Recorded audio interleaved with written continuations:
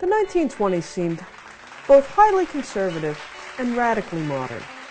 There were conservative presidents like Harding, Coolidge, and Hoover, and conservative social measures like prohibition.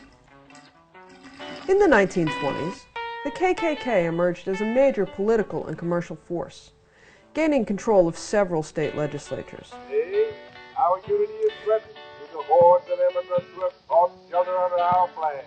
They bring foreign ideas and ideals into our land. The media celebrated a less conservative side as well.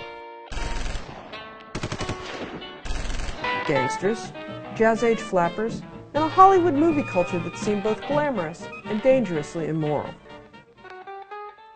The theory of evolution brought the conflict between tradition and modernity to a focus.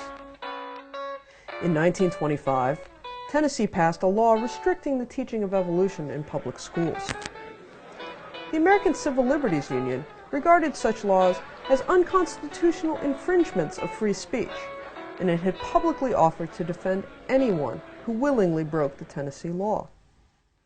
John Thomas Scopes was a football coach and a math teacher who sometimes taught biology in the small East Tennessee town of Dayton. One day, a group of local businessmen approached him about making a test case. They reviewed a textbook then in use in the Dayton schools, which taught evolution in a way that violated the Tennessee law. Scopes agreed, and the trial became a national obsession. The first, but not the last, trial of the century. It brought together two of the most famous figures in American politics and law, William Jennings Bryan and Clarence Darrow. Darrow stood, in a general way, for modernity and skepticism. He defended Scopes. Bryan stood, in a general way, for tradition and faith.